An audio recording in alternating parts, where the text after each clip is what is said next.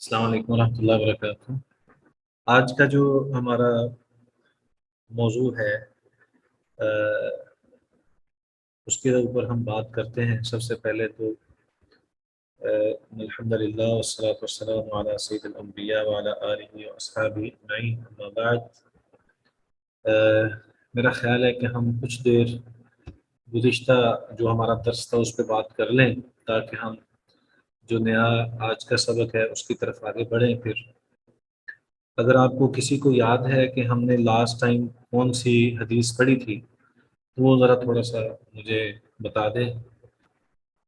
کسی کو یاد ہے کہ ہم نے لاسٹ لیکچر میں کیا پڑھا تھا، کون سی حدیث پڑھی تھی؟ سر میرے خیال میں 180 تک ہم نے پڑھا تھا، حدیث نمبر 180 تک۔ کیا حدیث ہے وہ؟ سر وہ جو جوتوں میں اگر گندگی یا کوئی ناپاک چیز لگی ہو، وہاں بھی سعید خدری سے جو روایت ہے۔ اس کے بعد والی بھی ایک روایت ہے، وہ بھی ہم نے پڑھی تھی، سیدنا ابو ہریرہ رضی اللہ تعالیٰ عنہ کے حوالے سے۔ کیا اس کے بعد والی روایت دیکھیں؟ جی سر یہ بھی پڑھی تھی نا؟ جی سر میں ہاں جی یہ بھی پڑھی۔ اچھا یہ بتائیں کہ جو ہم نے پہلے پڑھا ہے اس کے حوالے سے کوئی سوال وغیرہ تو نہیں ہے؟ میرا یہ خیال ہے کہ ہمارا جو لاسٹ لیکچر تھا اس میں صرف چند سٹوڈنٹس تھے، غالباً 5-7 ہوں گے، اور باقی نہیں تھے، اور یہ تعداد جو ہے یہ اسی طرح ہی ہے تقریباً۔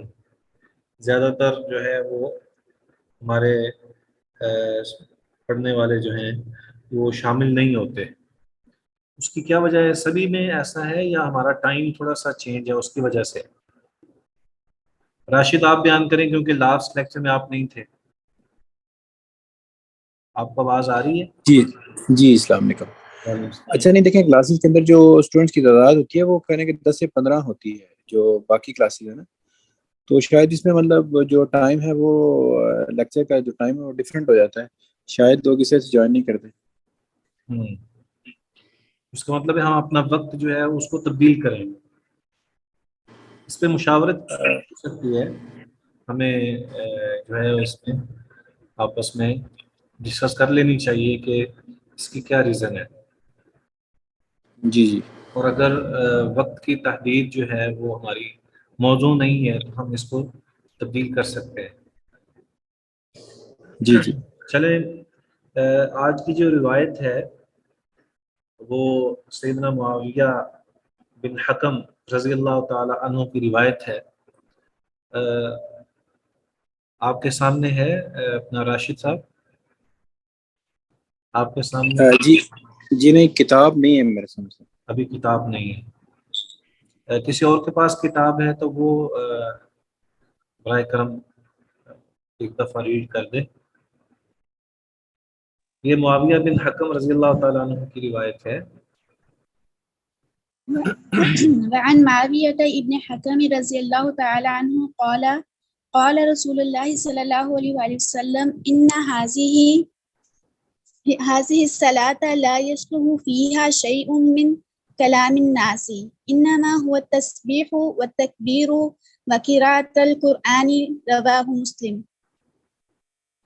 جزاکم اللہ خیر، اللہ تعالیٰ آپ کو جزا دے۔ بالکل آپ نے درست پڑھا ہے۔ قراءۃ القرآنی،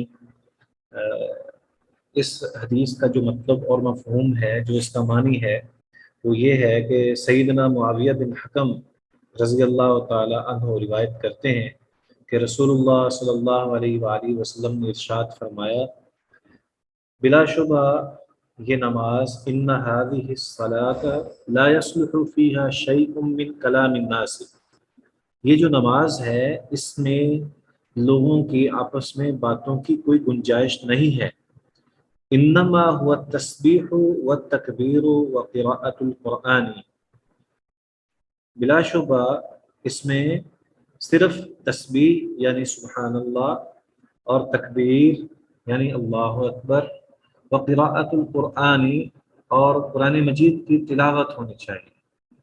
اسے صحیح مسلم میں ذکر کیا ہے۔ اس روایت کا پس منظر یہ ہے کہ دوران نماز میں نبی اکرم صلی اللہ علیہ وآلہ وسلم کے دور میں جو ہے ایک شخص نے چھینک ماری، تو اس کے جواب میں سیدنا معاویہ رضی اللہ تعالیٰ عنہ نے دوران نماز ہی اس سے یرحمک اللہ کہہ دیا۔ تو نماز سے فارغ ہو کر نبی اکرم صلی اللہ علیہ وآلہ وسلم نے یہ ارشاد فرمایا کہ ان الصلاۃ لا یصلح فیہا شیء من کلام الناس انما هو التسبیح والتکبیر وقراءۃ القرآن۔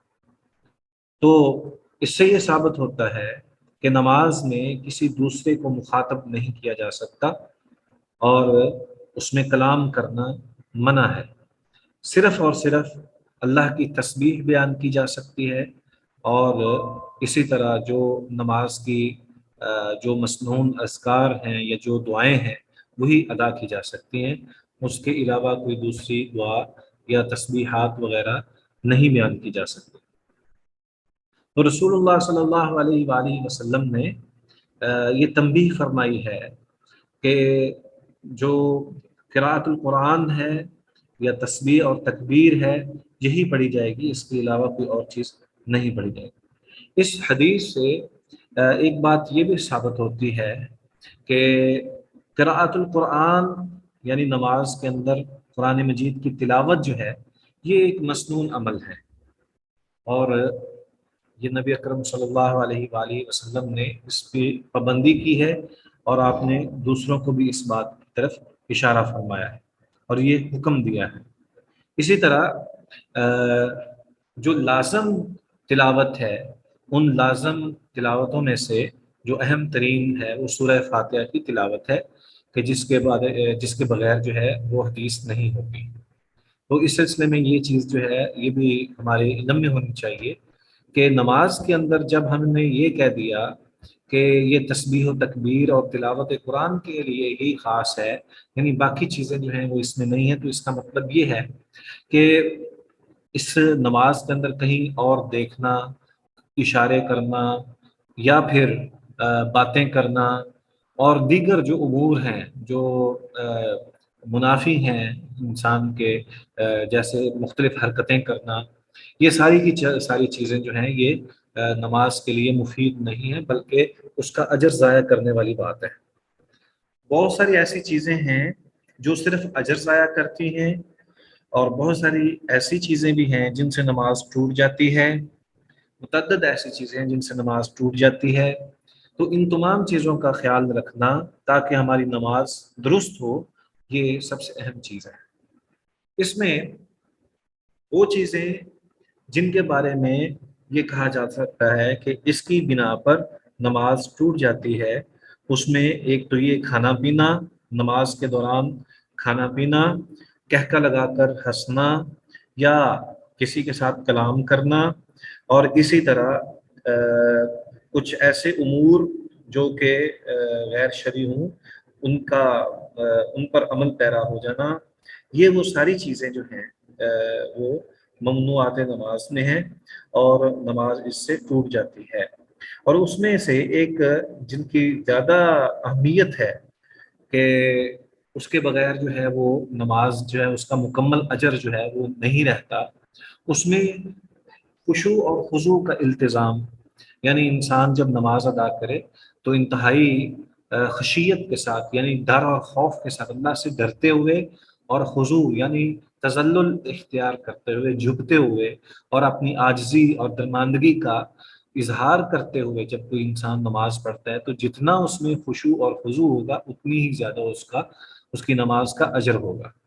اور اس میں ایک یہ چیز بھی ملحوظ رہنی چاہیے کہ جب نماز پڑھیں تو نماز کی کچھ ایسی چیزیں بھی ہیں جو کہ ہم پہلے پڑھ چکے ہیں، جیسے کپڑوں کا مکمل ہونا، جگہ کا پاک صاف ہونا، اور اسی طرح جو انسان جو ہے اس کا باوضو ہو کر جو صحیح وضو ہے اس کا زیادہ شدت کے ساتھ اہتمام اور التزام کرنا، اور اسی طرح نماز باجماعت ادا کرنا، بطور خاص مردوں کے لیے یہ بہت ضروری ہے. اور اگر کوئی شخص جان بوجھ کے جماعت کے بغیر نماز ادا کرتا ہے یا ایسی صورت ہے کہ وہ سستی کا مظاہرہ کرتا ہے تو ایسی صورت میں اس کا اجر ضائع ہو جاتا ہے. اور نہ صرف اجر ضائع ہو جاتا ہے، بعض اوقات تو نماز ہی قبول نہیں ہوتی، جیسے کہ قرآن مجید میں ہے وَيْلٌ لِّلْمُصَلِّينَ الَّذِينَ هُمْ فِي صَلَاتِهِمْ سَاهُونَ الَّذِينَ هُمْ يُرَاءُونَ وَيَمْنَعُونَ الْمَاعُونَ. یراؤون یعنی ایسی نماز جو دکھلاوے والی ہے، تو ایسی نماز بھی انسان کے لیے جو ہے وہ اجر کا باعث نہیں ہے. اسی طرح اگر کوئی شخص صحرا میں یا اوٹ کے بغیر یا سامنے سترے کے بغیر نماز ادا کر رہا ہے تو اس کی نماز کا بھی اجر کم ہو جاتا ہے. یہ تو ہو جائے گی، نماز تو ہو جائے گی لیکن اس کا اجر کم ہو جائے گا. اسی طرح وہ شخص جو اپنے لباس کے اندر زینت اختیار نہیں کرتا، حالانکہ اس کے پاس زینت کے تمام امور موجود ہیں، جیسے اللہ تعالیٰ نے حکم دیا ہے خذوا زینتکم عند کل مسجد، کہ جب بھی تم مسجد میں جاؤ تو زینت اختیار کر کے جاؤ، خوبصورتی ہوتا ہے اہتمام کر کے جاؤ. اگر ایک شخص کے پاس لوازمات مکمل ہیں، یعنی اس کے پاس اہتمام کے ساتھ جو ہے وہ نماز ادا کرنے کا وقت بھی ہے، سارا کچھ ہے، لیکن وہ جان بوجھ کر سلیپنگ سوٹ میں یا کیجول سوٹ میں وہ ایسے ہی جا کے نماز ادا کرتا ہے کہ وہ ایک رفلی کپڑے یوز کر رہا ہے، تو حالانکہ جب اس نے دوسرا کوئی کام کرنا ہو تو بڑا وہ اپنے آپ کی تزئین کرتا ہے، خوبصورتی اختیار کرتا ہے، تو ایسی صورت میں اس کی نماز کا اجر جو ہے وہ کم ہو جائے گا. اسی طرح اگر وہ نماز جماعت کے ساتھ پڑھ رہا ہے تو جتنا وہ خود کو پچھلی جانب لے کر جائے گا، امام سے دور رہے گا، اتنا اجر کم ہوگا. اسی طرح اگر صف کی درستگی نہیں ہے، صف کی درستی نہیں ہے اور خلا پیدا ہو رہا ہے اور جو حکم احکام ہے اس کے اندر باقاعدہ صحیح طور پر نماز صحیح ادا نہیں کر رہا، تو اس میں بھی اجر کی کمی کا باعث بن سکتا ہے. اسی طرح جتنا زیادہ اہتمام کرے گا اتنا زیادہ اس کو اجر ملے گا. ایک شخص جو ہے وہ کھڑے ہو کر نماز ادا کرنے کی صلاحیت رکھتا ہے لیکن وہ جان بوجھ کر بیٹھ کر نماز ادا کر رہا ہے تو اس کا اجر کم ہو جائے گا. اسی طرح وہ شخص جو کہ اپنی نماز کے مطلب بقایا اس کے پاس وقت بھی میسر ہے اور وہ تسلی کے ساتھ نماز ادا کر سکتا ہے، لیکن اس نے جلدی تیزی کے ساتھ نماز ادا کی، تو ایسے شخص کی نماز تو بعض کہتے ہیں کہ ہو جائے گی لیکن اس کی نماز کا اجر جو ہے وہ مکمل نہیں ہوگا. اسی طرح وہ شخص جو کہ اپنے خیالات کے اندر ہی گم ہے، اس کو پتہ ہی نہیں ہے کہ وہ صحیح نماز پڑھ رہا ہے کہ نہیں پڑھ رہا، یعنی اس کی نماز کے اندر وہ جو ایک انسان کو باقاعدہ اللہ کے سامنے کھڑے ہو کر اس کے دل میں جو خوف ہوتا ہے اور اس کا تعلق اللہ تعالیٰ کے ساتھ صحیح ہوتا ہے، اگر وہ نہیں ہے تو پھر اس کا اجر بھی کم ہوتا ہے. تو بہت ساری ایسی چیزیں ہیں جن سے نماز ٹوٹ جاتی ہے اور متعدد ایسی چیزیں ہیں جن سے نماز کا اجر ضائع ہو جاتا ہے. تو ان تمام چیزوں میں نبی اکرم صلی اللہ علیہ وآلہ وسلم نے یہاں پہ جو حدیث بیان کی ہے اس میں یہ ہے کہ کلام کرنے سے بھی نماز جو ہے وہ ٹوٹ جاتی ہے. اور دیگر روایات میں جیسے قہقہ لگا کر بولنا اور اسی طرح یا قہقہ لگانا یا کچھ کھانا پینا، تو یہ ساری چیزیں جو ہیں یہ نماز کو توڑنے کے مترادف ہے، تو اس کا خیال رکھنا چاہیے. اس بارے میں کوئی سوال ہے آپ کے ذہن میں یا اگلی حدیث پڑھیں اور پھر اس کے بعد بات کریں؟ جی کوئی ہے اس کے بعد والی روایت زید بن ارقم رضی اللہ تعالیٰ عنہ کی روایت جو ہے وہ اس کی قرات کر دے. وعن زید بن ارقم قال ان كنا لنتكلم في الصلاة على عهد رسول الله صلى الله عليه وسلم يكلم أحدنا صاحبه بحاجته حتى نزلت حافظوا على الصلوات والصلاة الوسطى وقوموا لله قانتين فأمرنا بالسكوت ونهينا عن الكلام متفق عليه واللفظ لمسلم. جزاک اللہ خیر. ایک اور نے بھی ہاتھ بلند کیا تھا قرات کرنے کے حوالے سے، جس نے بھی کیا تھا وہ بھی قرات کر لے. کہ نہیں اب دوبارہ نہیں اس کی قرات کی جا سکتی. جس نے پہلے میں معذرت چاہتا ہوں جی، معذرت چاہتا ہوں، مجھے معلوم نہیں تھا، میں بعد میں ایڈ ہوا اور کوئی مجھے بات معلوم نہیں تھا ہاتھ نہیں، کھڑا کرنا ہے. ابھی جب میں نے بات کی تھی آپ موجود ہی تھے، تو اسی دوران جب میں نے بات کہی تو کسی نے ہاتھ بلند کیا تھا کہ میں قرات کروں، تو آپ نے شروع کر دی. کوئی حرج نہیں ہے، میں ان سے بھی ملتمس ہوں کہ وہ بھی قرات کر لیں، کوئی مسئلہ نہیں.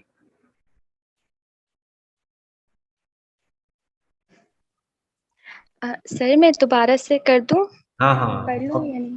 آپ نے ہاتھ بلند کیا تھا نا جی. وعن زید بن ارقم قال ان كنا لنتكلم في الصلاة على عهد رسول الله صلى الله عليه وسلم يكلم أحدنا صاحبه بحاجته حتى نزلت حافظوا على الصلوات والصلاة الوسطى وقوموا لله قانتين فأمرنا بالسكوت ونهينا عن الكلام متفق عليه واللفظ لمسلم. جزاکم اللہ خیر. اللہ تعالیٰ آپ سب کو کامیابیوں سے ہمکنار فرمائے. یہاں پہ بڑی پیاری حدیث ہے جس میں ایک آیت کا تذکرہ بھی ہے، اور پھر اس آیت کے مفہوم کے حوالے سے بھی علماء نے آپس میں تذکرہ کیا ہوا ہے اور ایک دوسرے کے ساتھ بات چیت کی ہے. سیدنا زید بن ارقم رضی اللہ تعالی عنہ سے روایت ہے، وہ بیان کرتے ہیں، کہتے ہیں کہ ان کننا لنتکلم فی الصلاة علی عہد رسول اللہ صلی اللہ علیہ وآلہ وسلم، کہ تھے ہم نبی اکرم صلی اللہ علیہ وسلم کے دور میں نماز کے اندر باتیں کرتے، یعنی ہم بات چیت کر لیا کرتے تھے. ٹھیک ہے. یکلم احدنا صاحبہ بحاجتہ، کوئی بات کر لیتا ہم میں سے کوئی ایک اپنے دوسرے ساتھی کے ساتھ کسی بھی غرض و غایت کی یا ضرورت کے پیش نظر، حتی نظرت، یہاں تک کہ یہ آیت مبارکہ نازل ہوئی، حافظوا علی الصلوات والصلاة الوسطى وقوموا للہ قانتین، نمازوں کی حفاظت کرو اور بالخصوص درمیانی نماز کی حفاظت کرو، وقوموا، اور اللہ کے سامنے کھڑے ہو جاؤ، للہ قانتین، فرما بردار ہو کر، خاموشی کے ساتھ. فأمرنا بالسکوت، تو ہمیں حکم دے دیا گیا کہ ہم خاموشی اختیار کر لیں. یعنی پہلے ہم ایک دوسرے کے ساتھ اپنی ضرورتیں بیان کر لیا کرتے تھے، اپنی جو بھی کوئی مجبوری ہوتی تو ہم ایک دوسرے سے کلام بھی کر لیتے تھے نماز کے دوران، اور پھر ہمیں یہ حکم دے دیا گیا کہ ہم خاموشی اختیار کریں. ونہینا عن الکلام، اور ہمیں بات چیت کرنے سے منع کر دیا گیا. تو متفق علیہ صحیحین کے اندر یہ روایت ہے اور صحیح مسلم کے یہ الفاظ ہیں. اس روایت سے یہ بات سمجھ آتی ہے کہ ابتدائی اسلام کے اندر نماز جب فرض ہوئی ہے تو بہت ساری چیزیں جو ہیں وہ تدریجاً ہمارے لیے حکم صادر ہوئے ہیں. جیسے کہ پہلے نماز 2 رکعت ہوا کرتی تھی، پھر اس کے بعد آہستہ آہستہ اللہ تبارک و تعالیٰ نے نماز جو ہے وہ 5 نمازیں جو ہیں وہ مقرر فرما دیں، پھر اس کے بعد ان کو فرض کر دیا گیا، اور ان میں سے پھر مسنون جو سنتیں ہیں ان کا حکم علیحدہ آ گیا اور دیگر نمازوں کا علیحدہ آ گیا. تو اسی طرح تدریجاً نماز کو بھی لازم کیا گیا. تو پہلے صحابہ اکرام رضوان اللہ علیہم مجمعین آپس میں گفتگو کر لیا کرتے تھے نماز کے دوران، لیکن جب یہ آیت نازل ہوئی حافظوا علی الصلوات والصلاة الوسطى وقوموا للہ قانتین، تو پھر اس کے بعد اللہ تبارک و تعالیٰ کے اس حکم اور فرمان کے بعد نمازوں کے دوران خاموشی اختیار کرنے کا حکم دیا گیا. تو صلاۃ وسطیٰ سے مراد کیا ہے؟ حافظوا علی الصلوات، حافظوا علی الصلوات، نمازوں کی حفاظت کرو.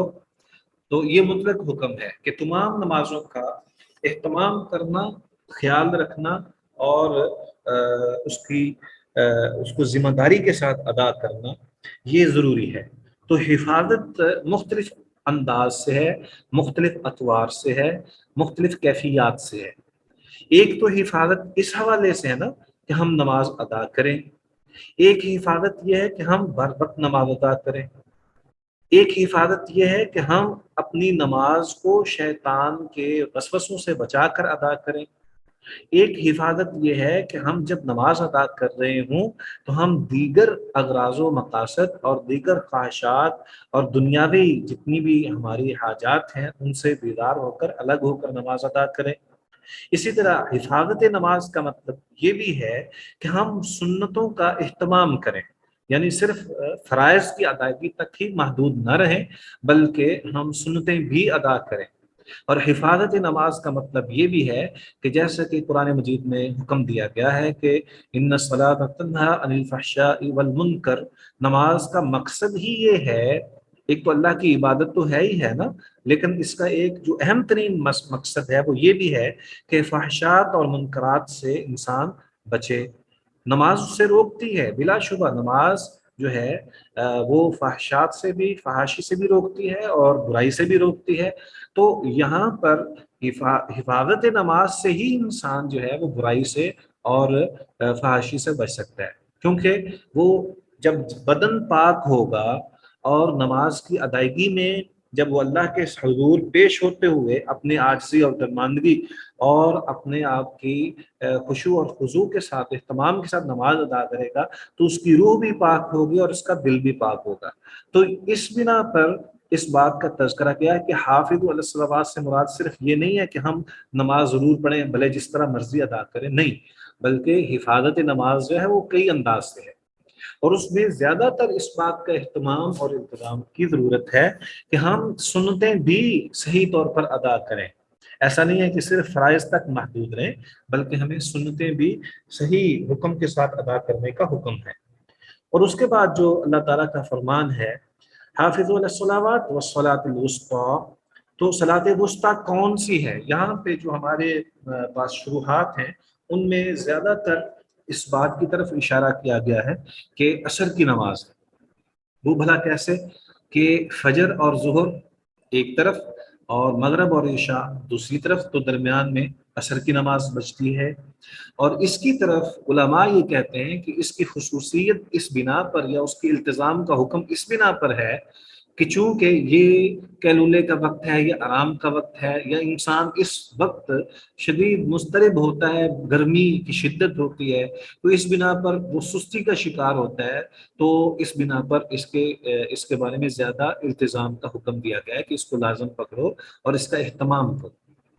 جبکہ کچھ لوگ جو ہیں وہ اس طرف گئے ہیں کہ نہیں، اس سے مراد جو دو نمازیں وہ ہیں جو رات کی ہیں اور دو نمازیں وہ ہیں جو دن کی ہیں، تو درمیان میں وہ عصر کی نماز آ جاتی ہے۔ اس بنا پر اس کو بیان کیا گیا ہے کہ وہ جب اس کی تقسیم کرتے ہیں تو تقسیم کرتے ہوئے پہلا جو تھا کہ دن کے اندر 5 نمازیں ہیں تو ان میں درمیان والی یہ ہے، دوسرے نمبر پر وہ کہتے ہیں کہ جو رات والے کہتے ہیں تو ان میں بھی یہی ہے کہ مغرب اور عشاء رات والی نماز ہے اور فجر اور ظہر دن والی نماز ہے، تو درمیان والی عصر کی نماز بن جاتی ہے۔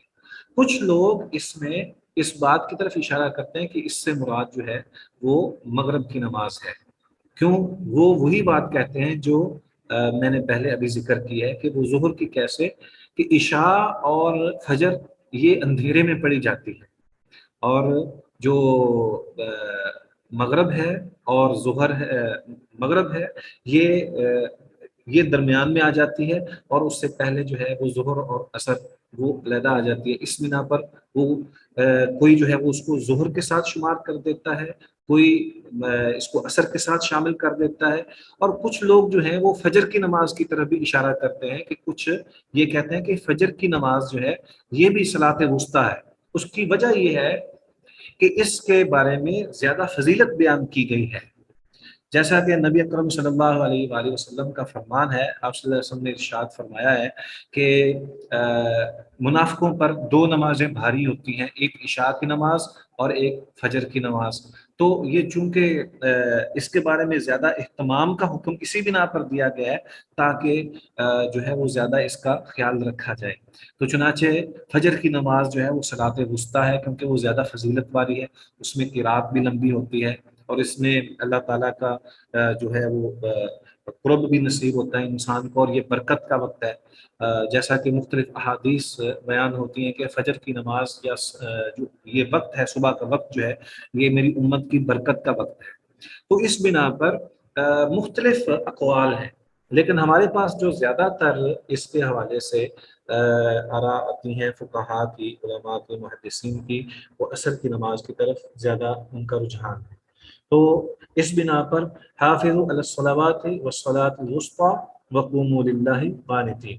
یہاں ایک اور اس بات کا تذکرہ بھی ضروری ہے، وہ یہ ہے کہ نبی اکرم صلی اللہ علیہ وآلہ وسلم نے فَأُمِرْنَا بِالسَّكُوتِ وَنُهِينَا عَنِ الْكَلَامِ سے مراد اس سے مراد کیا ہے کہ ہم بالکل ہی خاموشی اختیار کر لیں، اور ہر طرح کی جو چیز ہے اس سے ہم خاموشی اختیار کر کے نماز ادا کریں۔ تو اس میں یہ بات جو ہے یہ بھی ملحوظ رکھنی چاہیے کہ نہیں، بعض ایسی چیزیں ہیں جو کہ نماز کے دوران ہی ان کی اجازت ہے، جیسے کہ اگر کوئی شخص بھول جاتا ہے، امام بھول جائے، تو اس موقع پر اس کو لقمہ دے دینا، بیان کر دینا، اظہار کر دینا، تو یہ ایک ایسا ہے۔ اسی طرح نبی اکرم صلی اللہ علیہ وآلہ وسلم کی کچھ ایسی حالتیں تھیں جس میں نبی اکرم صلی اللہ علیہ وآلہ وسلم نے اہتمام کیا ہے یا لوگوں کی اصلاح کی ہے، نماز کے دوران ہی ان کو کچھ نہ کچھ تعلیم دی ہے۔ تو وہ ساری کی ساری اگر ایسی کوئی صورت بن جاتی ہے تو پھر نماز کے دوران جو ہے وہ کیا جا سکتا ہے۔ جیسے نبی اکرم صلی اللہ علیہ وسلم نوافل ادا کر رہے تھے گھر میں، تو کسی نے دروازے پر دستک دی تو نبی صلی اللہ علیہ وسلم نے کھانسی کر کے اس کو آنے کی اجازت دے دی۔ اسی طرح کوئی اور بھی صورت پیدا ہو سکتی ہے، واللہ تعالیٰ عالم۔ جی اس کے بعد سیدنا ابو ہریرہ رضی اللہ تعالیٰ عنہ کی روایت ہے، یہ کون پڑھے گا؟ جی عائشہ جواد اور ایک اور ایمن عبداللہ، انہوں نے پہلے ہاتھ بلند کیا۔ پھر جی عائشہ جواد، آپ نے پہلے پڑھی ہے عائشہ؟ نہیں سر۔ چلیں آپ پڑھ لیں۔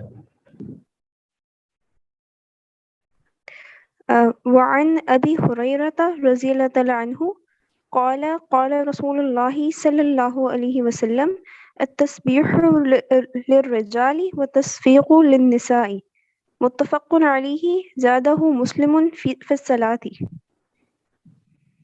یہ بڑی پیاری حدیث ہے، اللہ تبارک و تعالیٰ نے بڑی خوبصورت رہنمائی فرمائی ہے مردوں اور عورتوں کے درمیان تھوڑا سا فرق کرتے ہوئے، کہ سیدنا ابو ہریرہ رضی اللہ تعالیٰ عنہ بیان کرتے ہیں کہ رسول پاک صلی اللہ علیہ وآلہ وسلم نے ارشاد فرمایا التسبیح للرجال، مردوں کے لیے تسبیح ہے، والتصفیق للنساء، اور عورتوں کے لیے تالی بجانا ہے۔ اور امام مسلم نے اس میں صحیح مسلم کے اندر جو اضافہ کیا ہے وہ یہ ہے کہ فی الصلاۃ، اس کا مقصد یہ ہے کہ جب نمازی نماز ادا کرتے ہوئے جب امام کو یہ دیکھے کہ امام جو ہے وہ بھول رہا ہے، تو اس کو تنبیہ کرتے ہوئے اس کو اطلاع کرتے ہوئے اگر اس کی غلطی پر کوئی لقمہ دینا چاہے تو وہ سبحان اللہ کہے، تاکہ امام کو اندازہ ہو جائے۔ بعض اوقات ایسا ہوتا ہے کہ زیادہ تر یہی امکان ہوتا ہے کہ امام جو ہے وہ رکعت بھول رہا ہے، تو اگر کوئی خدا نہ خواستہ ایسی صورتحال پیدا ہو جائے کہ مثلا عشاء کی نماز ہے اور امام صاحب جو ہیں وہ 3 رکعت پڑھ کر اتحیات بیٹھ گئے ہیں، تو اس صورت میں ظاہر بات ہے کہ وہ بھول گئے ہیں، تو پیچھے کھڑے جو لقمہ دینے والے ہیں جو بالکل پیچھے کھڑے ہوتے ہیں، وہ اگر سبحان اللہ کہہ دیں تو یہ اس سے تنبیہ پیدا ہو جائے گی، تنبیہ ہو جائے گی۔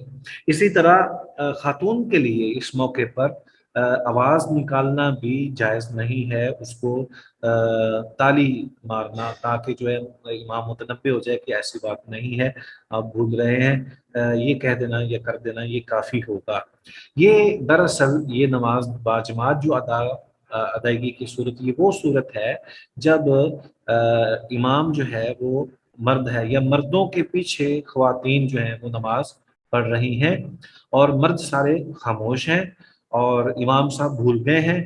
اب عورت جو ہے وہ تنبیہ کرنا چاہتی ہے، تو وہ عورت کے لیے یہ ہے کہ وہ تالی بجا کر جو ہے وہ اشارہ کر دے تاکہ امام جو ہے وہ متنبہ ہو جائے۔ اس میں ایک بات یہ بھی یہ اس حدیث سے اللہ تعالیٰ کی طرف سے امت مسلمہ یا امت محمدیہ پر رحمت کی بات بھی سامنے آتی ہے کہ انسان جب بھول جائے تو بھولنے کا مطلب یہ ہرگز نہیں ہے کہ وہ دوبارہ نئے سرے سے ساری نماز شروع کرے گا، بلکہ وہ اپنی نماز جہاں پہ ہے اس میں جاری رکھ سکتا ہے۔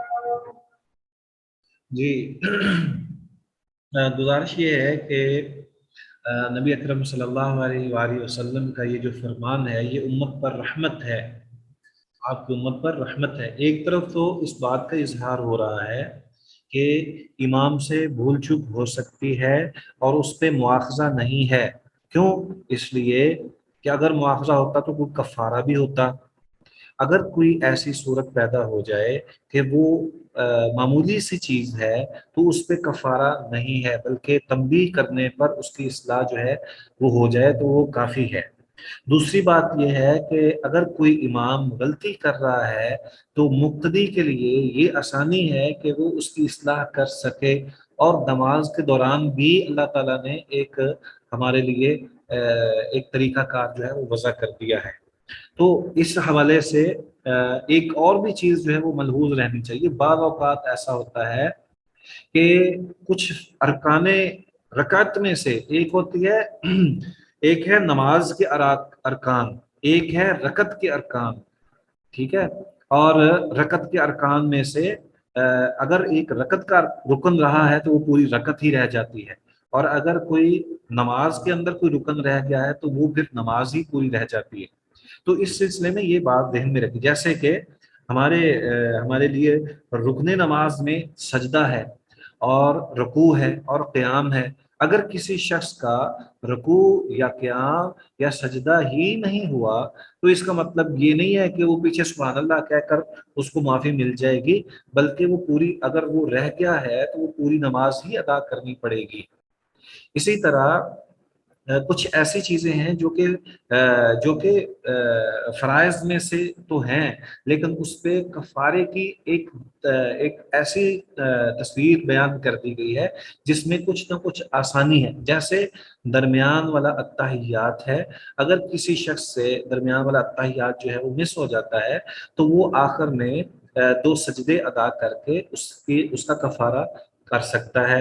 اسی طرح اگر کوئی شخص متردد ہے کہ اس نے یہ کیا یا وہ کیا، اور ایسی صورتحال میں وہ نماز کے اندر متردد ہے کہ اس کی نماز مکمل ہوئی ہے کہ نہیں ہوئی، تو جس جانب اس کا زیادہ گمان ہے وہ اس کی مطابق ادا کرنے کے بعد وہ ساتھ میں 2 سجدے ادا کر کے جو ہے وہ کفارہ ادا کر کے اس کی نماز جو ہے وہ کفایت کر جائے گی۔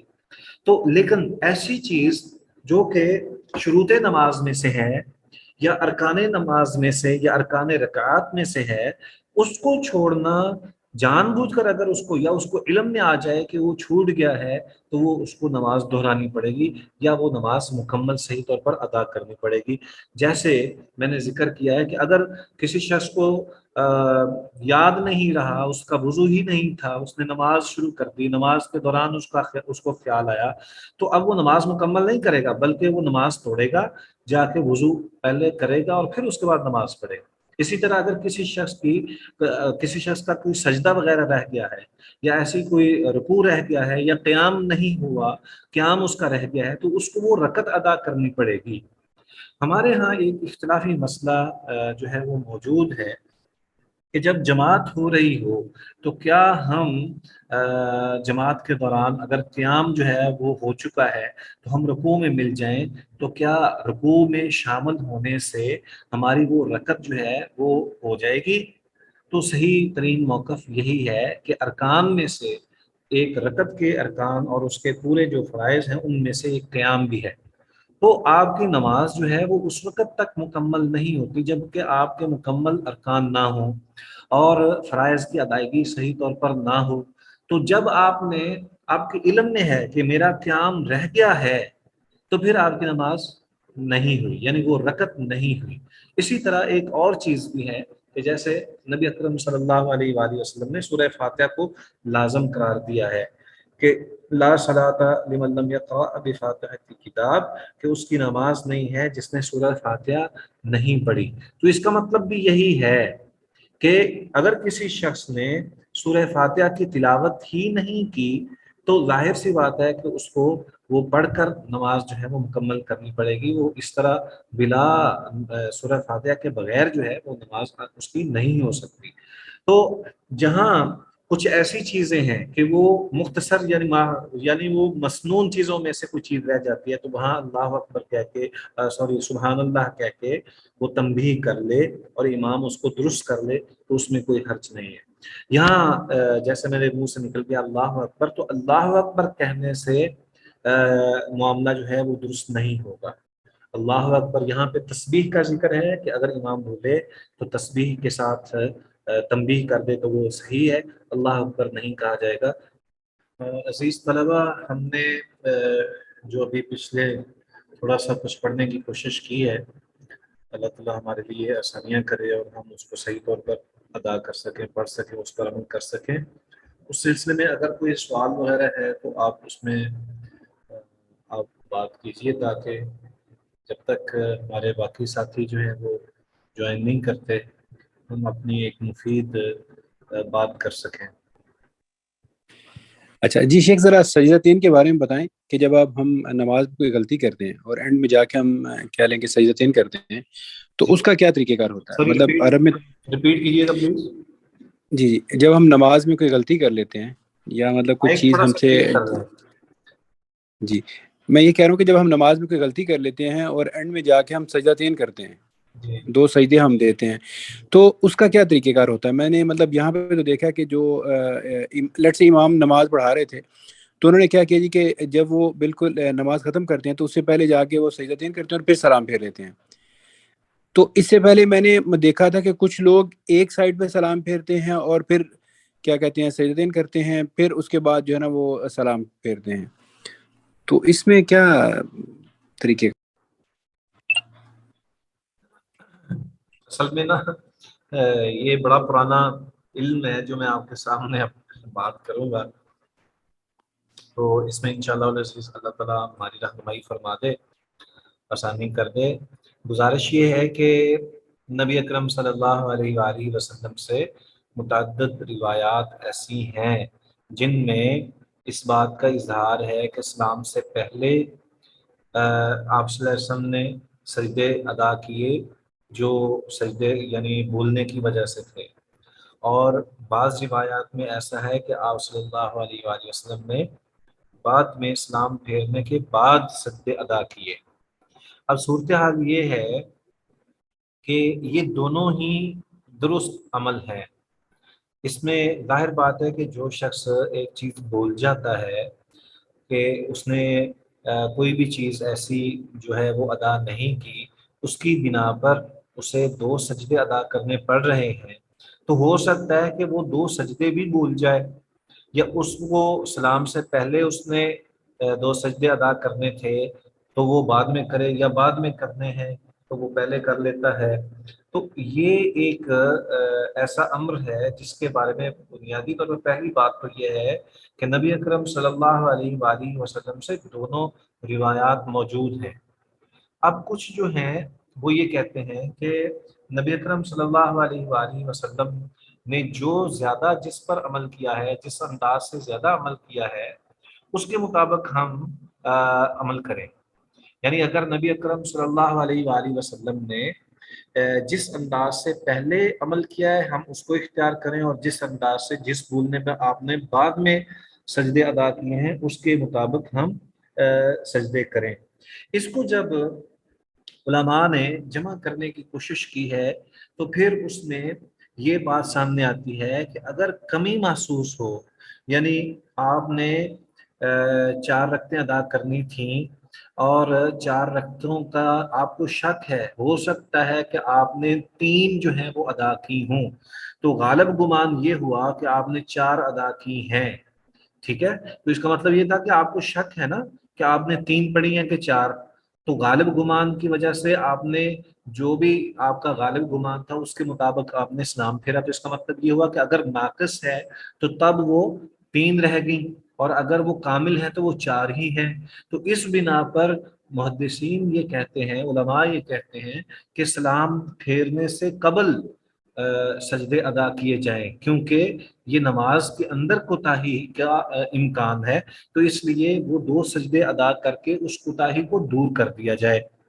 اب کچھ لوگ محدثین دوسرا پہلو یہ بیان کرتے ہیں کہ وہ لوگ جن کو یہ خیال ہو کہ وہ متردد ہیں کہ انہوں نے 5 رکعتیں ادا کی ہیں یا 4 ادا کی ہیں، تو اگر وہ اس حوالے سے، اس انداز سے اگر وہ متردد ہیں تو غالب گمان کی وجہ سے وہ 4 پڑھنے کے بعد وہ شامل ہو گئے نماز، انہوں نے سلام پھیرنے کی کوشش کی، تو اب تو ظاہر بات ہے کہ وہ پانچویں رکعت کے اوپر ہی ان کو گمان تھا، تو اس بنا پر ان کو چاہیے کہ پہلے سلام پھیر لیں اور پھر اس کے بعد سجدے 2 ادا کر لیں۔ یہ ایک توجیہ بیان کی گئی ہے، یہ ایک علماء نے آپس میں توجیہ بیان کی ہے کہ تاکہ ہم اس کا کوئی نہ کوئی حل نکال لیں، کیونکہ نبی اکرم صلی اللہ علیہ وآلہ وسلم سے اس انداز سے بھی روایات ہیں کہ آپ نے سلام سے پہلے سجدے ادا کیے، اور یہ بھی روایات ہیں کہ بعد میں ادا کرنے کا حکم دیا۔ تو اس انداز سے علماء نے اس کی توجیہ بیان کیا کہ اگر کمی اور نقص کا اندازہ ہو یا خیال اور تردد ہو تو پھر آپ پہلے 2 سجدے دے لیں، اور اگر اضافے اور رکعات کے اندر یا کسی بھی چیز کے اندر اضافے کی کوئی چیز ہے اس کا یہ خیال ہے تو پھر آپ سلام پھیرنے کے بعد 2 سجدے ادا کریں۔ ٹھیک ہے جی؟ جی ٹھیک ہے، شکریہ، جزاک اللہ خیر۔ ہاں جی، اس کے علاوہ کوئی اور سوال جو ہم نے پڑھا ہے؟ چلیں ہم آگے بڑھتے ہیں۔ حدیث جو اس کے بعد والی حدیث ہے اس کی کون قرات کرے گا؟ آپ لوگوں کے سامنے کتاب موجود ہے کہ نہیں ہے؟ یہ بھی ایک اہم مسئلہ ہے۔ وعن مطرف بن عبد اللہ بن الشخیر، یہ روایت کون پڑھے گا بھائی؟ یا میں نامینیٹ کر دوں؟ نہیں، اصل مسئلہ ہے کہ زیادہ تر لوگ ابھی موبائل سے کلاس لے رہے ہیں، تو اس وجہ سے کہہ رہے ہیں کہ جو کتاب ہے وہ بھی سامنے نہیں ہے۔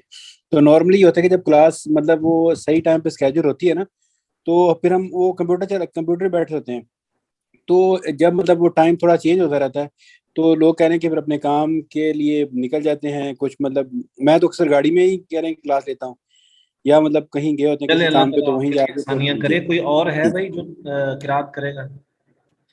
ہاں جی، حفصہ جنید، حافظہ ریحانہ کوثر۔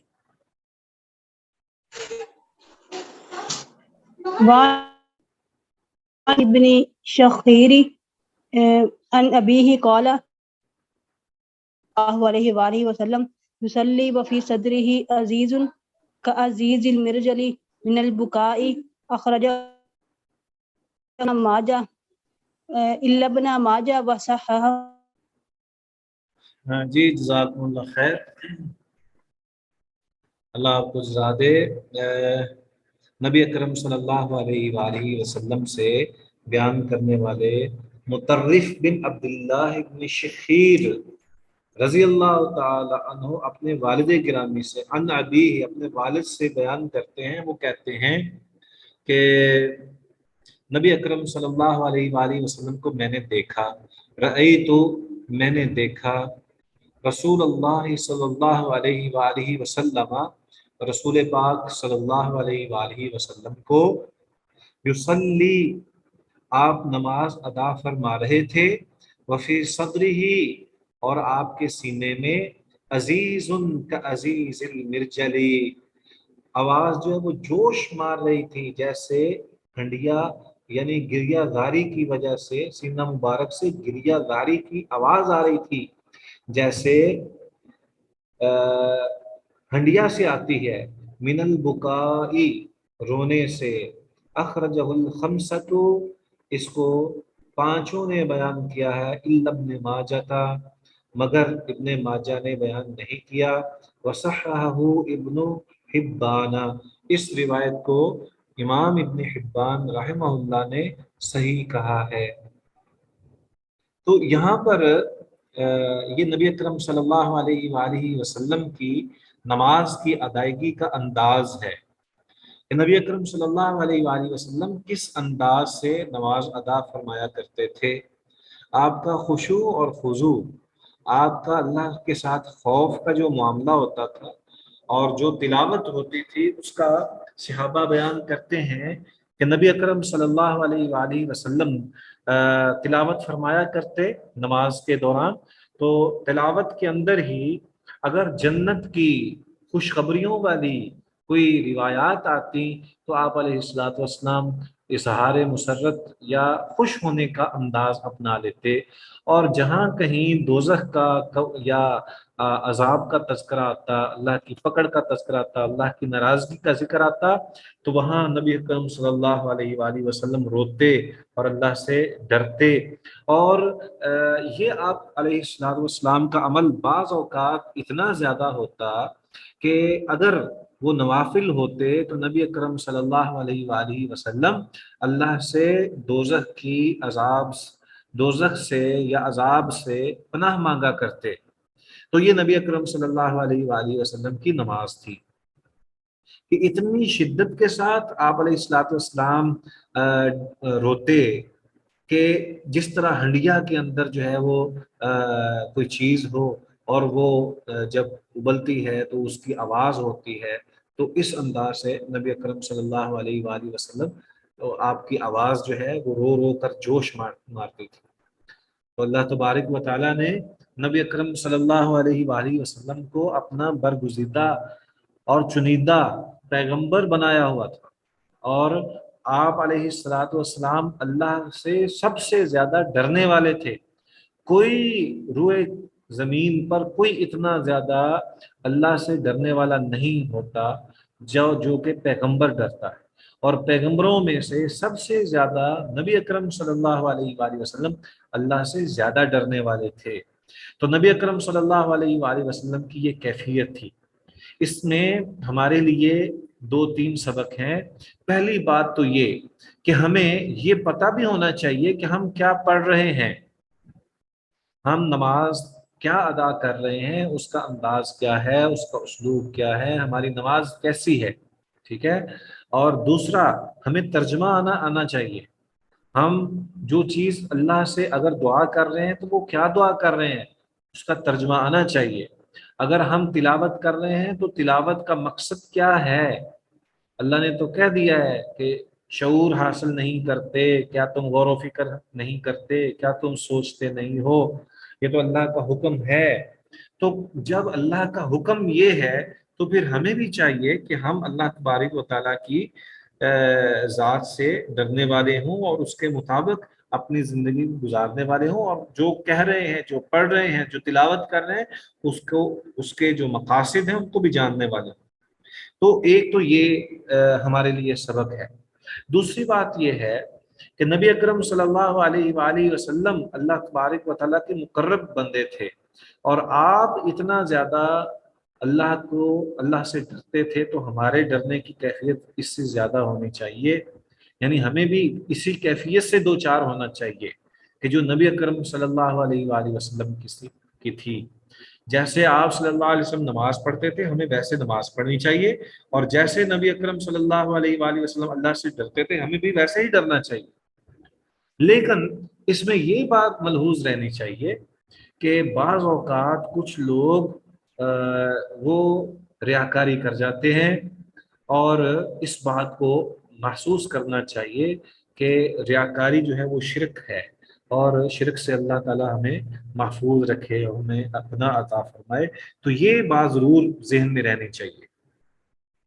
اس سے یہ بھی ثابت ہوتا ہے کہ اگر کوئی انسان روتے ہوئے، یعنی نماز کے اندر روتے ہوئے تلاوت جو ہے وہ چند لمحوں کے لیے روک دے اور پھر اس پر غور و فکر کر لے تو اس پہ بھی کوئی حرج نہیں ہے، اس میں کوئی نقص واقع نہیں ہوتا.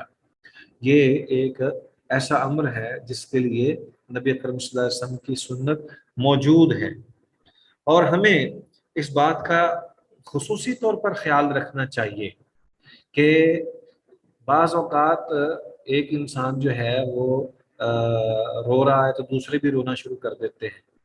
اور پھر وہ ایک انداز ہی بن جاتا ہے. تو نہیں، اللہ تعالیٰ کے ساتھ جس کا جو تعلق ہے اسی کو قائم رکھنا چاہیے، اسی کے مطابق رہنا چاہیے. اللہ تعالیٰ ہم سب کے ساتھ اچھا معاملہ فرمائے. جی اس کے بعد والی روایت جی نوی صاحب. جی شیخ محترم میں پڑھتا ہوں. وعن علی رضی اللہ تعالی عنہ قال کان علی من رسول اللہ صلی اللہ علیہ وسلم مدخلانی فکنت اذا آتیتہ وہو یصلی تنحنح لی رواہ النسائی وابن ماجہ. جی کوئی اور اس کو پڑھنا چاہتا ہے؟ اسی روایت کو کوئی اور پڑھنا چاہے گا؟ اچھا یہ جو مائک ان میوٹ کرنا، میں تو کوشش کر رہا ہوں، میرا خیال ہے کہ یہ میری طرف سے مسئلہ ہوتا ہے. نہیں شیخ صاحب، مائک ان میوٹ ہمارے ہاتھ میں ہے. چلیں حدیث پڑھنے سے پہلے ان میوٹ کیا تھا، پھر میوٹ کر دیا تھا. چلیں ٹھیک ہے. اللہ تعالیٰ آسانیاں پیدا فرمائے. ہم روایت کو دوبارہ جو ہے وہ میں پڑھتا ہوں. وعن علی رضی اللہ تعالی عنہ، سیدنا علی المرتضی رضی اللہ تعالی عنہ سے روایت ہے. قال، وہ بیان کرتے ہیں، کان علی من رسول اللہ صلی اللہ علیہ وآلہ وسلم مدخلانی، تھے میرے لیے نبی اکرم صلی اللہ علیہ وآلہ وسلم کے پاس حاضر ہونے کے لیے دو اوقات یا دو مواقع. فَكُنْتُ إِذَا أَتَيْتُهُ، بس جب میں آپ کی خدمت میں آتا، حاضر ہوتا، وَهُوَ يُصَلِّي، اور آپ اگر نماز ادا کر رہے ہوتے، تَنَحْنَحْ لِي، تو آپ علیہ السلام کھانسی کرتے، میرے لیے کھانسی کر لیتے. رواہ النسائی وابن ماجہ تھا. تو اس کو امام نسائی رحمہ اللہ نے بیان کیا ہے، اور ساتھ ہی ابن ماجہ رحمہ اللہ نے اپنی کتاب کے اندر بیان فرمایا ہے. تو اس حدیث سے یہ محسوس ہوتا ہے کہ بعض اوقات انسان جو ہے وہ نماز کے دوران معمولی سی حرکت جس کی بہت زیادہ مجبوری اور ضرورت محسوس ہو رہی ہو، اگر وہ کر لے تو اس سے نماز ٹوٹتی نہیں ہے. کہ نبی اکرم صلی اللہ علیہ وآلہ وسلم سے بہت ساری ایسی چیزیں ہمارے سامنے آتی ہیں جس میں نبی اکرم صلی اللہ علیہ وآلہ وسلم نے معمولی سی حرکت کی ہے. مثال کے طور پر جب آپ علیہ السلام اپنے گھر میں نوافل ادا فرما رہے تھے تو سیدنا عبداللہ ابن عباس رضی اللہ تعالی عنہ آپ کی نماز دیکھنے کے لیے اپنی پھوپھی کے گھر میں رہائش پذیر تھے. تو نبی اکرم صلی اللہ علیہ وآلہ وسلم کے ساتھ انہوں نے نماز شروع کی تو اپنے آپ علیہ السلام کے بائیں جانب کھڑے ہو گئے. عبداللہ ابن عباس بائیں جانب کھڑے ہو، تو نبی صلی اللہ علیہ وسلم نے حضرت عبداللہ ابن عباس کو کان سے پکڑ کر اپنے دائیں جانب کر دی. تو یہ ایک عمل ہے. دوسرا یہ کھانسی والا عمل ہے کہ نبی اکرم صلی اللہ علیہ وآلہ وسلم نے ایسا کیا. آگے حدیث آ رہی ہے جس میں نبی صلی اللہ علیہ وسلم نے سلام کا جواب دینے کے لیے ہاتھ کا اشارہ فرمایا. اسی طرح نبی اکرم صلی اللہ علیہ وآلہ وسلم نے اس بات کا حکم دیا ہے کہ اگر نماز کے دوران آپ کے سامنے سے کوئی چیز گزرنا چاہ رہی ہے، بالخصوص انسان ہے، تو اس کو روکیں، اس کو اپنے ہاتھ سے روکیں تاکہ وہ آپ کی نماز کو منقطع نہ کرے. اور اگر وہ شدت کے ساتھ لازمی طور پر آپ کی نماز کو جو ہے وہاں سامنے سے گزرنا چاہ رہا ہے تو آپ اس کو شدت کے ساتھ روکیں.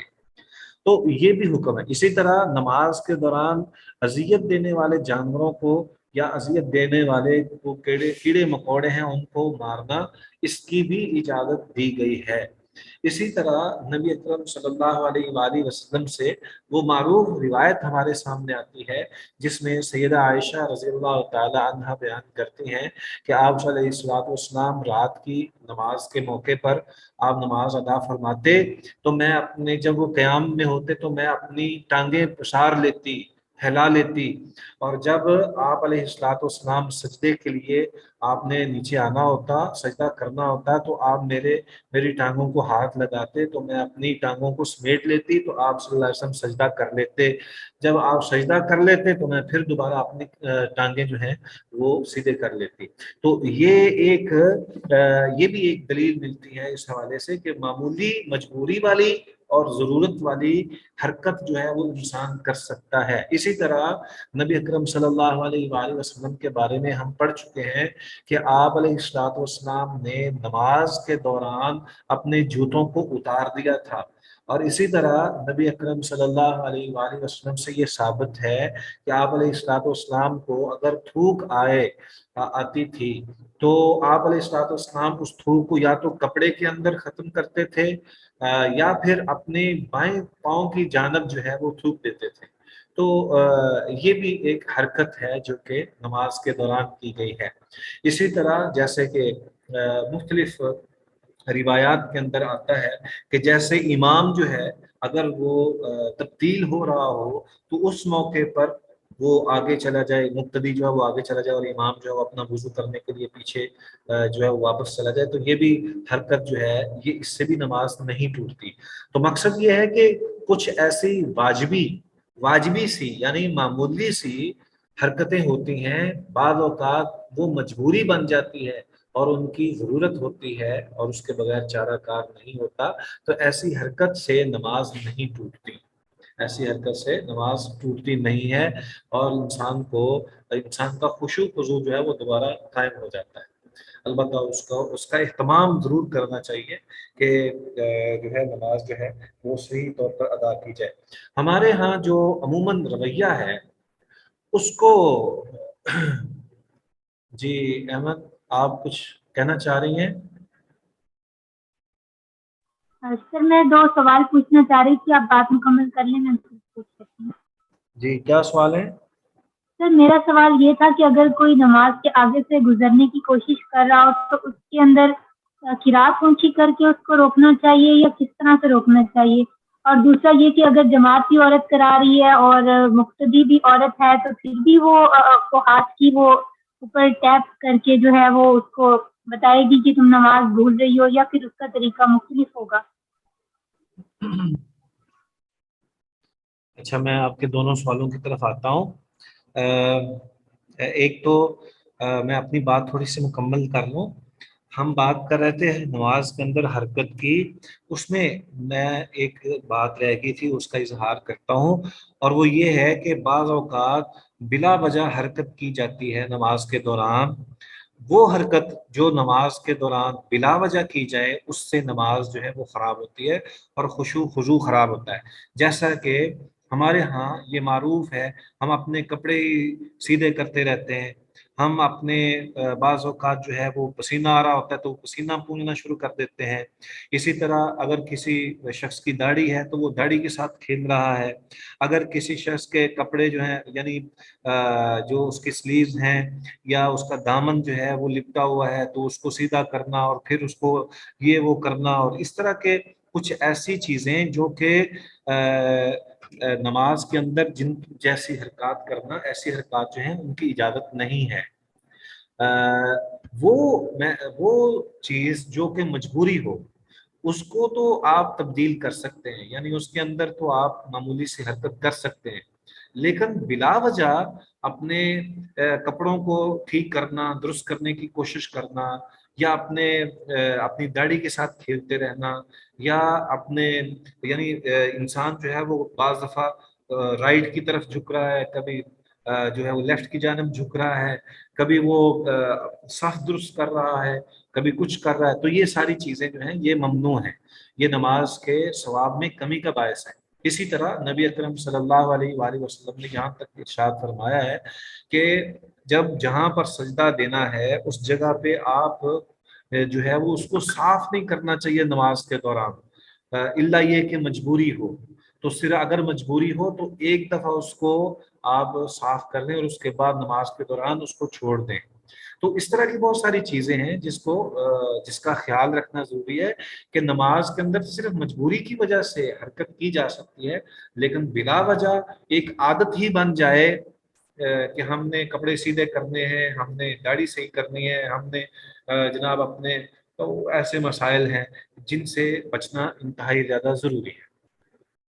چلیں اب دوسری بات جو آپ کے سوالوں کی طرف میں آتا ہوں، تو سوال جو ہے وہ ہمارے سامنے ہے۔ پہلا سوال یہ تھا کہ اگر سترہ جو ہے وہ مثلا عورت کے سامنے اگر سترہ ہے یا امامت کروا رہی ہے تو ظاہر بات ہے وہ درمیان میں کھڑی ہے، تو وہ اگر اس کے سامنے سترہ ہے تو وہ کافی ہو جائے گا، تو باقی کے لیے ضروری نہیں ہے۔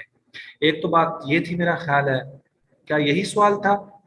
سر میرا سوال یہ تھا کہ کوئی اگر آگے سے گزر رہا ہو نماز کے دوران تو اس کو آپ نے کہا کہ روکنا چاہیے، اور کس طرح سے اس کو روکیں گے؟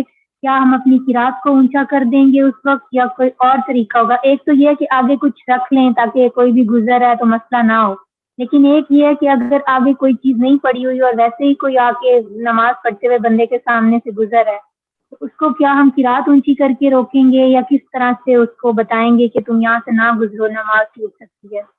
اصل میں اور سیکنڈ نبی اکرم صلی اللہ علیہ وآلہ وسلم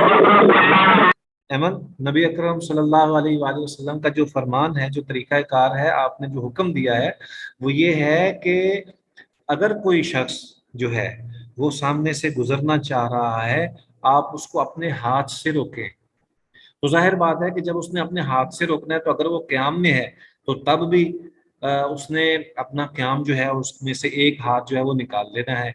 اس نے ہاتھ باندھے ہوئے ہوں گے تو ایک ہاتھ جو ہے وہ اس طرف مصروف ہو گیا، اور اگر وہ رکوع میں ہے تب بھی اسی طرح ہے۔ تو ایسی حالت میں بہرحال ہاتھ سے روکنے کا حکم ہے نبی اکرم صلی اللہ علیہ وسلم۔ اب یہاں پہ یہ ایک سوال یہ پیدا ہوتا ہے بہرحال کہ اس کی جگہ کتنی ہے جس سے وہ روکے۔ اگر پہلی بات تو یہ ہے کہ اگر تو کوئی شخص سترے کے ماورا گزرتا ہے، یعنی سترے کے باہر سے گزرتا ہے، تو اس میں تو کوئی حرج نہیں ہے، وہ جتنا بھی گزرے گا اس میں کوئی حرج نہیں، چونکہ نمازی نے اپنے سامنے سترہ رکھا ہوا اس لیے اس میں کوئی ضروری نہیں ہے۔ دوسری بات یہ ہے کہ جس شخص نے سترہ نہیں رکھا، اب یہ خود تو گنہگار ہے، لیکن اگر کوئی شخص سامنے سے گزر رہا ہے تو وہ جہاں اس نے سجدہ کرنا ہے کم از کم وہاں سے وہ ہرگز نہیں گزرنے دے، کیونکہ نبی اکرم صلی اللہ علیہ وسلم نے منع کیا ہے اور ہاتھ سے روکنے کا حکم دیا ہے۔ ٹھیک ہے۔ تیسری بات یہ ہے کہ بعض اوقات ایسا ہوتا ہے کہ انسان مجبور ہوتا ہے، جیسے حرمین کے اندر جو ہے وہ مجبوری ہے کہ کوئی پتہ ہی نہیں چلتا کہ کون گزر رہا ہے، اور اتنی زیادہ تعداد ہوتی ہے کہ انسان بے بس ہوتا ہے۔ تو پہلے تو یہ خیال رکھنا چاہیے کہ ہمیں نماز ہی وہیں ادا کرنی چاہیے جہاں پہ رش نہیں ہے، اور سترہ رکھ دینا چاہیے، یا کسی پلر کے پیچھے کھڑے ہو کر نماز ادا کرنی چاہیے جیسے صحابہ کرتے تھے۔ اور اگر بالفرض خدا نخواستہ ایسا موقع نہیں ہے تو پھر اس میں بندہ عاجز ہے، تو اس عاجزی کی بنا پر جو ہے اللہ تعالیٰ ویسے ہی معاف کر دیں گے۔ دوسرا جو سوال تھا آپ کا وہ کیا تھا احمد؟ سر دوسرا یہ تھا کہ اگر امام بھی عورت ہے اور مقتدی بھی عورت ہے، اور پھر وہ امام بھول جاتی ہے تو بھی اس کو وہ یعنی تالی بجا کے اس کو بتانا ہوگا، یا پھر عورتیں امام ہوں تو پھر علیحدہ چیز ہے اور مرد ہوں تو علیحدہ، یا ایک ہی طریقہ ہے عورتوں کو بتانے کا نماز میں بھولنے کا؟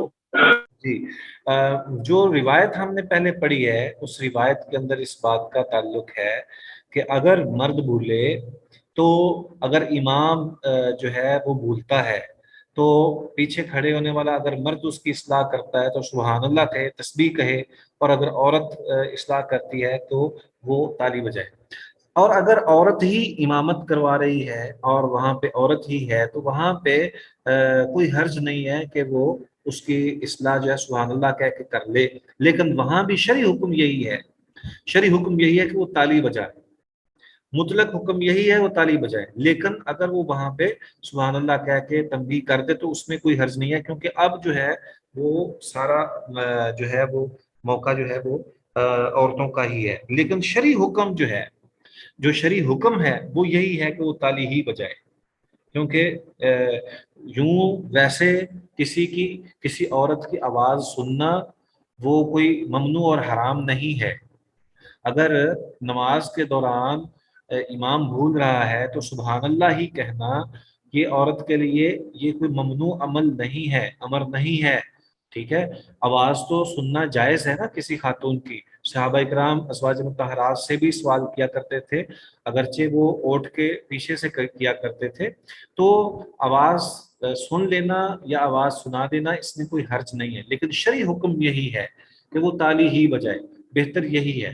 لیکن اگر وہ بعض اوقات ایسا ہوتا ہے چونکہ خاتون جو ہے وہ بھی امامت جو کروانے والی ہے وہ بھی درمیان میں کھڑے ہو کر امامت کروا رہی ہوتی ہے نا، کیونکہ عورت جو ہے وہ آگے نہیں کھڑی ہوتی بلکہ عورتوں کے درمیان میں کھڑی ہو کر امامت کرواتی ہے.